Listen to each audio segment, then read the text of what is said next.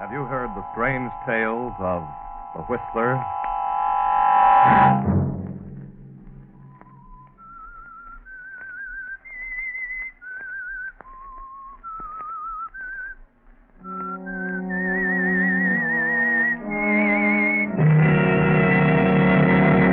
I'm the Whistler. I know who you are. I know all about you and what you've done. You're trying to run away, but I'm going with you. Saturday night, and CBS presents The Whistler.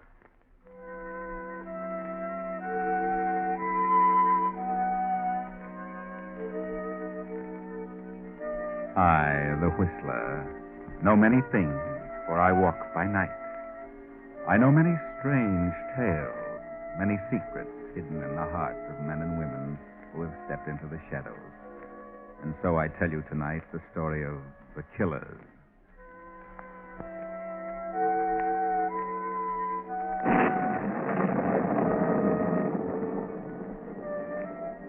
The rain beats down in torrents, and during the brief flashes of lightning, a certain stone building stands out in the darkness of the night, the courthouse of a county in a southwestern state.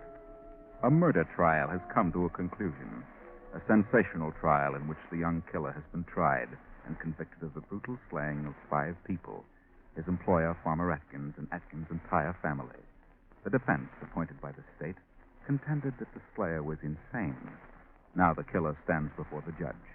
The jury has found that on the night of September 13th, the entire Atkins family was brutally slain with a meat cleaver wielded by the defendant, Joe Nichols. In the absence of sufficient motive other than the $20 found on the defendant was placed under observation by the state psychiatrist.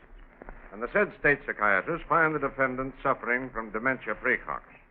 Therefore, it is the duty of this court to commit the defendant to the state institution for the insane.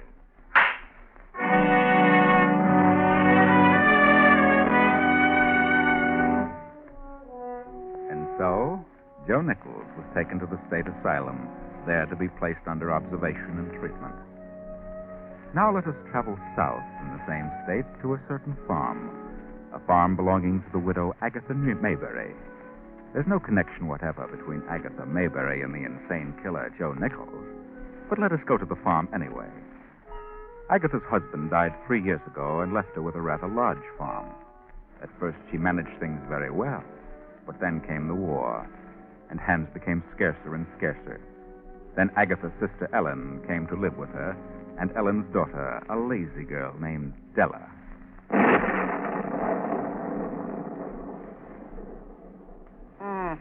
Storm is coming up stronger now. Did you get those calves in like I told you, Della? What did you say, Aunt Agatha? Get your nose out of that magazine and you could hear me. Aunt Agatha wanted to know if you looked after the calves, darling. No, I forgot. You'll have to excuse Della. She just can't get used to this sort of life in so short a time. You've both been here almost a year. Give her time, Agatha. Give her time. I'll give her time. Get out there, Della, and see if those calves are under shelter. But I might catch my death of cold in this storm. Those calves are worth more than you are. Go on.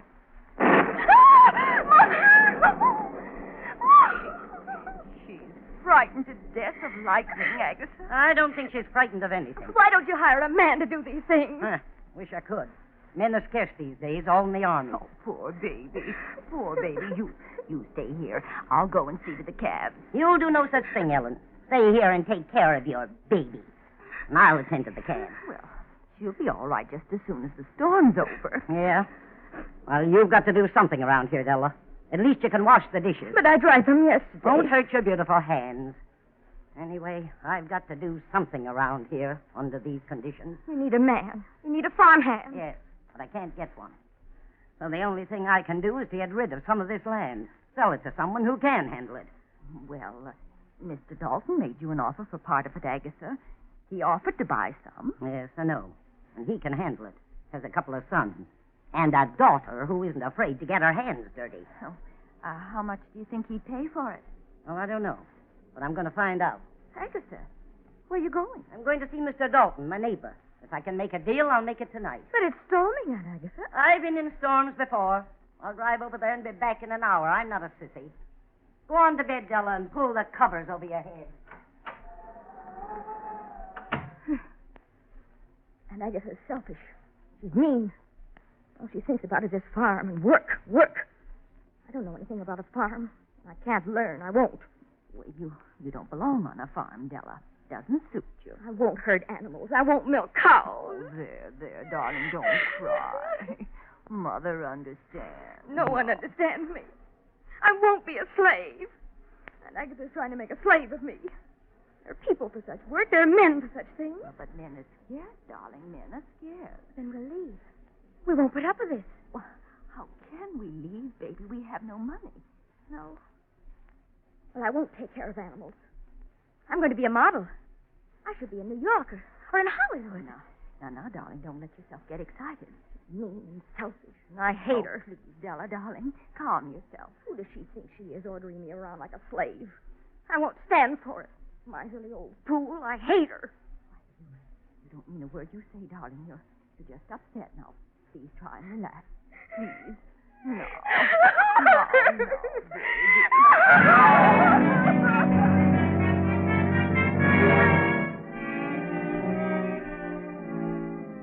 While Della, poor little Della, sobs and sobs in a fit of hysteria, and Agatha drives on through the raging storm, and 10 minutes later pulls to a stop in front of her nearest neighbor's house, the house of Farmer Dalton.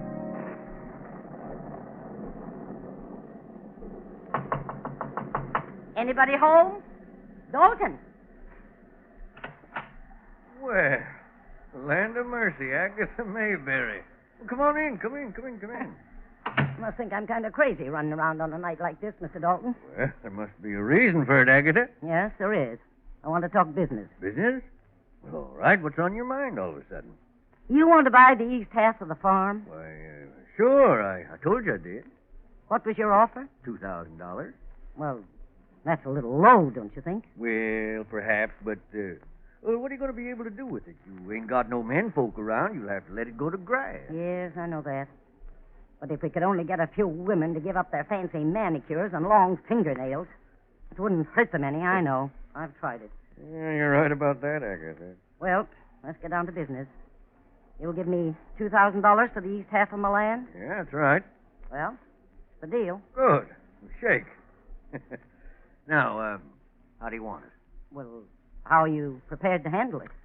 Well, I'll tell you, I collected $1,000 cash from Henry Jacobs late this afternoon. It was too late to put in the bank, so I'll just give you that cash and a note for 12 months on the balance. All right, fair enough. Make out the note. All right. I, John Dalton, in consideration, in the sum of $1,000. Well, there you are, Agatha. I see. Well, shouldn't we have a witness to this transaction? Well, if you want it that way, sure. Oh, I'm sorry. I just wanted to thank you, Mr. Dalton. That was a swell supper. Oh, come in here a minute. I want you to do something. Sure. Anything to say, Mr. Dalton? What can I do? Joe, this is Mrs. Agatha Mayberry, my neighbor of the West. She just sold me the east half of her land. I'm paying her half cash and the other half on a 12-month note. Like you to witness that note, if you would, Joe. Is that necessary? Oh, I don't know, but that's the way Agatha wants it. Very well, I'll witness it. There you are. Thanks, Joe. And who is this man? Well, Joe came here today, early this morning, and he's worked like a dog all day, done 10 men's work, and that's something I can't understand. What do you mean? Well, he's been discharged from the Army because of a physical reason. He's a 4F, but certainly didn't show any bad signs today. I can still do a lot of useful things. I thought you had enough men around here to handle things. Oh, I have, but he was broke and hungry. Well, if you don't really need him, how about lending him to me? I could use him. Yes, that's right. You could. She's got a farm and not a man on the place, Joe. How about it, huh? Sure, I'd be glad to help her. Fine. Well, you go on with Mrs. Mayberry. She really needs help, Joe. She lives alone with her sister and her young niece, and they can't help her much, but you can. It's a deal. Right. Well, here's your $1,000 cash, Agatha, and the note. Next payment's due in 30 days. I'll have it there. I'm not worried about you, John. See you later. Well, now, you better keep an eye on me. I'm a strange sort of critter. I forget sometimes, you know. Well, come along, young man. It's getting late and the storm's getting worse. Yes, I know. Are you alone? Yes. Good night, Mr. Dalton. And thanks for everything. Now, Joe.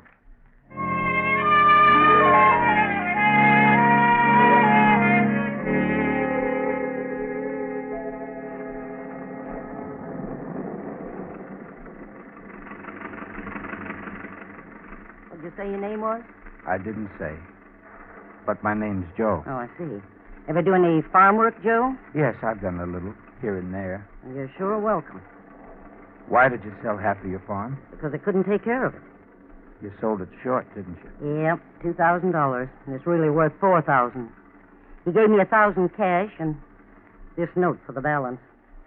Aren't you worried about carrying $1,000 in cash? No, why should I be worried? Oh, I don't know, but it's kind of risky. Is it? Aren't you afraid of me? No, I'm not afraid of anyone. No? Well, that's good. How long you been out of the Army? 3 days over 4 months. I was wounded in Bataan. But I can do lots of things, even if I am discharged. Well, I'm glad to have you. Glad to have anyone who can do anything. It's a dark road, isn't it? Yep, no one could drive on it if they didn't know it. Any crossroads? Nope, none. How much farther is your place? About 2 miles. Oh, that far, huh? It's a big farm. Well, what do you think of that? Must have got wet after all. Yeah, that's what it sounds like. Oh, I hope it keeps going. I'd hate to have to walk the rest of the way in this storm. Such mud. Yeah, that wouldn't be good, would it? Maybe you better stop and let me have a look under the hood. All right. Shall I turn off the motor? No, not yet.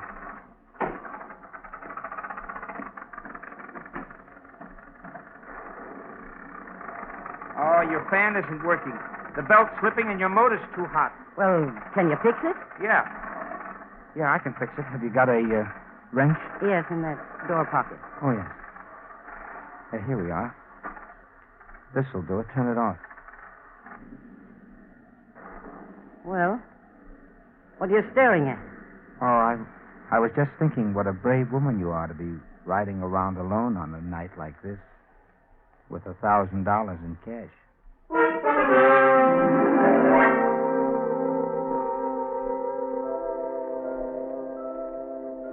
Seems to me Agatha's been gone quite a while, Della. Yes, it's been almost an hour. Maybe she got stuck or something happened to the car. They'll be right if it did. I don't care if she never comes back. Della, what are you saying? You don't mean that. Well, maybe not. But I was just thinking. So were you, but you won't admit it. Admit what? If she didn't come back, why, well, then we could leave here. We could go to New York or Hollywood, and I could follow my career. How? Well, we could sell the farm and everything. Have plenty of money to live on till I got started. We sell the farm? Don't be so dumb, Mother. Wouldn't you inherit all her property? Don't talk like that, Della. It frightens me. I can imagine how frightened you are. You're not afraid something has happened to her. You're afraid something won't. Be still. All right. Getting worse. Yes. That'll make the road slicker, muddier. Be hard to keep from skidding. Della, don't open it. Who's there? It's all right. Open the door. Good news, maybe, Mother. What is it? Oh, gee, it's mighty wet out here. Are you Mrs. Mayberry's niece? Yes? What happened? Well, she had a little trouble and... Where is she? Is she all right? I'm her sister. No, don't close the door. She'll be along in a moment. Is she... How did it happen? Well, the fan belt slipped and the motor got hot, and then when she started down that steep hill, the car started to slide, and she went into a tree at the bottom. I see. Where is she now? Well, I got in the garage all right. Not hurt much. Front axle bent a little. Agatha! What? She's all right. Yeah, but I certainly had the time with that car. Well, what do you mean, all right? Of course I'm all right. But we thought... Make some tea, Ellen. I'm frozen stiff. Who's this man? Oh, this is Joe. Joe, this is my niece Della, and this is her mother, my sister Ellen. We've met. We're going to have a man around here. Joe's the new hand. Maybe we'll get something done around here for a change. Did you make the deal with Mr. Dalton? Sure. And he paid me $1,000 down in cash. Balance monthly.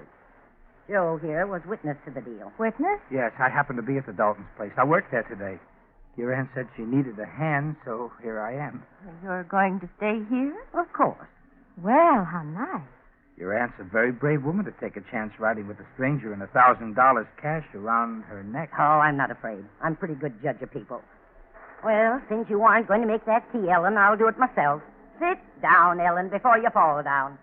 Turn on the radio, Della. I want to hear the news in a little bit.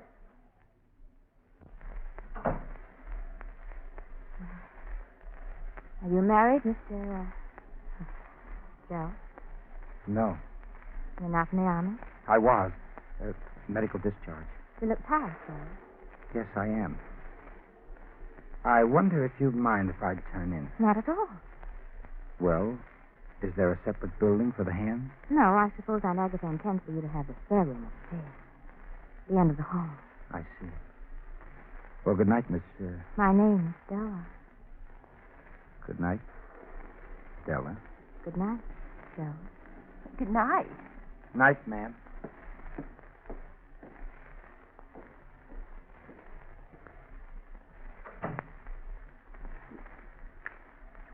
He's a bit odd, isn't he? I like him. He's not bad looking, either. Murder of a farmer and his entire family with a meat cleaver. He was later found to be insane and sentenced to the insane asylum. He escaped last night and is believed to be heading south. This man is dangerous, regardless of his seeming sanity, and authorities are to be notified of any man answering his description. He is 5 feet 9, dark brown hair, blue eyes, and his name is Joe Nichols. He was last seen... Stella. Stella. It's him. And his name is John. Yes, Stella. His name is Joe. Upstairs in that spare room is Joe, a mad killer. That frightens you, doesn't it? You and your mother and your aunt, 3 women alone in a house with a madman. And the man knows about the $1,000. What are you going to do, Della? What are we going to do, Della? What'll we do? Quiet, Mother. I'll tell Agatha. Agatha should know. Come back here. Be quiet. Agatha should be warned. Maybe she'll know what to do. No, not a word to Aunt Agatha. It would only frighten her. Well, then call the police. Call somebody. We can't. The phone isn't working. It's gone dead. Gone dead. Stella, what do you mean? What I said. I tried it earlier this evening. Well, when? I don't remember. You be still. Now go upstairs and go to bed. Go upstairs. What? No, Della, I can't. We've got to tell Agatha. Go to bed. But what if he should... Della, he knows about that money. Might kill us all for sleep. There's a gun in this table drawer. I can see both your room and Aunt Agatha's from this chair by the door. I'll stay here in the dark until morning. Understand? Yes, but please. Go on upstairs before Agatha sees you. Go on.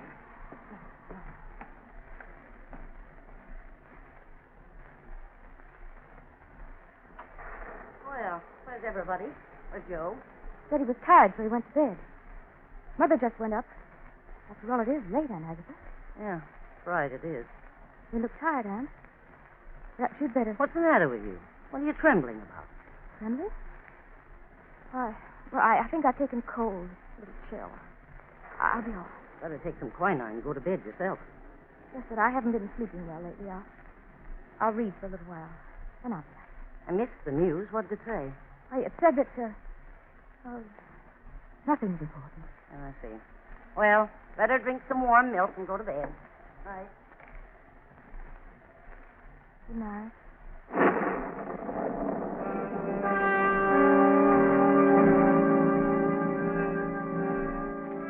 Why didn't you tell her, Della? Do you really think you can handle the situation? You think you can cope with a madman? Your face grows more pale. Your hands tremble. Della steps to the table, studies the phone, then opens the drawer, takes the revolver, turns out the light, and slips into the chair by the door. As the hours pass, the storm increases to a fury. It is 3 a.m. now, and Agatha sleeps soundly in her 4-poster bed. Then her door opens softly, and a tall figure steps into the room, slips to the side of Agatha's bed. A few moments pass, then a hand reaches toward Agatha's throat, removes the money bag. Agatha opens her eyes. What do you want? What did you...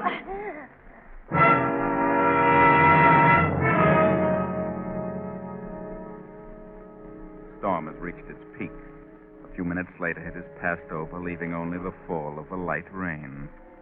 Suddenly, Della stirs in the chair beside the door. A figure is slowly, stealthily coming down the stairs. Reaches the bottom and starts to cross the room toward Della. She waits breathlessly, then snaps on the light. Where were you going?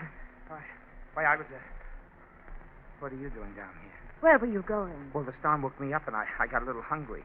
I thought I'd have a look in the kitchen. You were headed the wrong way, Joe. Huh? The kitchen is over there. Oh, yeah. Yes, sure. I guess I got turned around in the dark. I don't think you were confused, Joe. What do you mean? You had no intention of spending the night here. And you weren't planning to start work in the morning. Of course I was. I know who you are, Joe. I know all about you. What? How do you know? Radio. There was a warning and a description. They said you were in Mississippi. And what are you going to do? Phone the police? No. Phone's dead. Yes? I'm not afraid of you. I understand you're kind, Joe. What do you mean by that? I don't condemn you. I sympathize with You do? you. Yes. If they know I'm in the vicinity, then I've got to get out of here. You've got a little money. Haven't you, Joe? Yes? Then I'm going with you. What? You're going... What do you mean? I can't do that? Yes, you can. You've got to. Once we're across the state line, everything will be all right. State line? I don't get it. I've got to get away from here. I've got to. I'm being held here against my wishes. Held here? Yes, they think I'm crazy, unbalanced. Crazy? You don't act crazy to me. Neither do you. But they've got some reason for keeping me here, and I can't stand it any longer. I've left before, but I haven't got a cent, and they watch me like a hawk.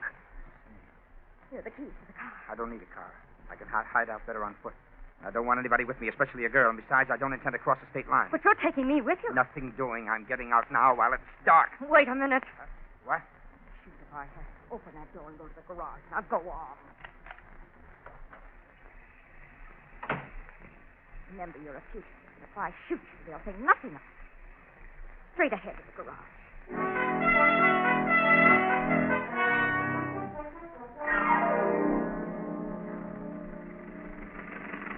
Now turn here. This is the main highway. Well, why the main highway? I'd rather keep to the side. I wouldn't. Straight ahead. Maybe they're right. Maybe you are nuts. Ah, are you crazy, Joe? Certainly not. Of course not. Neither am I. Where does this highway go? To the state line. Look, I'm in a tough enough spot as it is. I'm not going to try and cross the state line with a girl at this time of the morning. I'll take care of that. I know it. Straight ahead. Oh, Sapphire. I could wring your neck for this. You're just the one who could do it. I've got one chance in 1,000 of getting over that line. We'll make it all right. We'll make it. And keep both hands on that wheel. I know what you're thinking. I could turn this car over, you know. But you won't. Will you? Hey, look. Red lights ahead. State line. One of the lights is swinging. They're signaling to stop police officers. Yes. Faster, Joe, faster. Go right on through them. They'll never catch you. I said faster. Hey, stop! State line! Stop! We've made it. Keep going.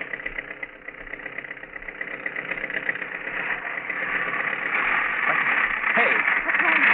I don't know. I think we've broken a piston rod. This old crate can't take such a beating. Oh. Look back. Here they come. Now I am stuck. Don't move, Joe. Stay right where you are. You little sap. Don't you move or I'll shoot. Put up your hands, buddy. What have you been drinking? All right. What's the idea of running over the state line like that? Didn't you see the lights? Well, you see, I Maybe he's colorblind, Tom. Thought they were green. He seems to be sober, all right. Let's see your driver's license. I haven't got one. See your draft card. I haven't got one. That is, with me. Well, you hear that, Frank? Who are you? Hey, Tom. Look, slumped down in the seat. The girl. Throw your light on her. Look at her face, all bloody. Open the door. She's been bashed in the mouth. Wait a minute. Is this your gun, buddy? No. What's this little pouch on the seat? I don't know. Look, Tom. Look at the bills. Look at the wad of money. Hey, sister. Are you all right? It's all right, sister. We're state police. Police? What happened to you? It's him. Who was this man? He came to our farm last night.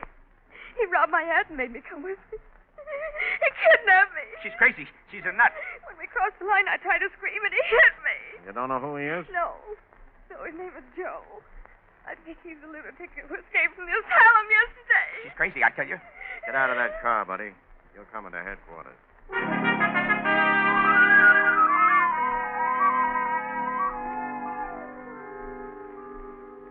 Go on, miss. What happened then? Well, after Mother and I heard the announcement on the radio, I knew it was him. I couldn't call the police because the phone was dead.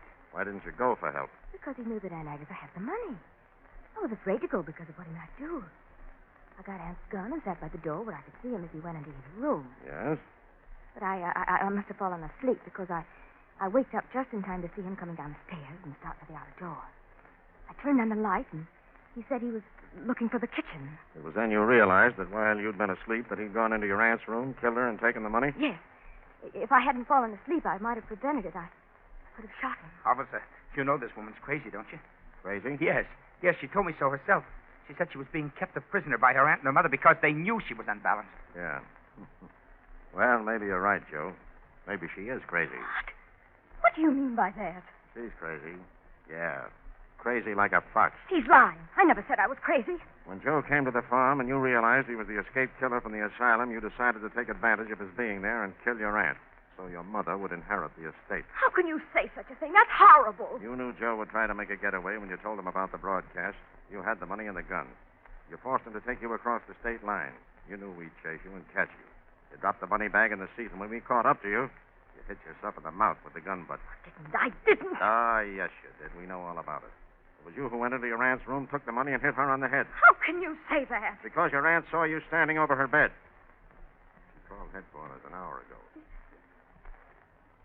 She what? Yeah. You didn't hit her hard enough, Della. And you lied about that phone. It was never out of order. She isn't dead. Oh. But this is ridiculous. Why would I do such a thing? Here's an escaped lunatic. A mad killer. Why should I be accused of such a thing? Della, Joe Nichols was captured a half hour after the broadcast. This man isn't Joe Nichols. He's Joe Davis, a deserter from Camp Higsby.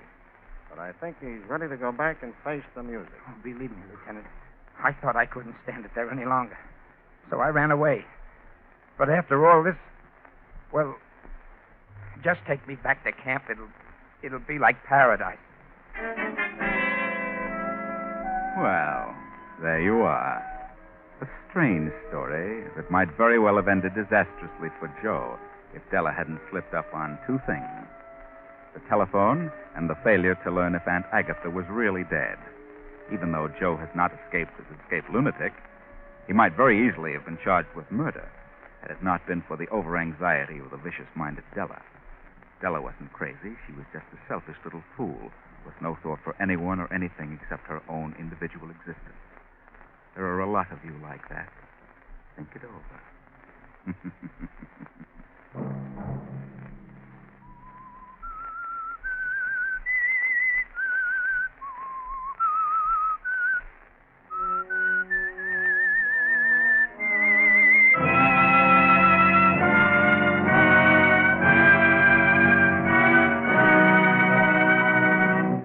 CBS has presented The Whistler. Original music for this production was composed and conducted by Wilbur Hatch. The Whistler is written and directed by J. Donald Wilson and originates from Columbia Square in Hollywood. Next week, same time, I, the Whistler, will return to tell you another unusual tale. Good night. this is the Columbia Broadcasting System.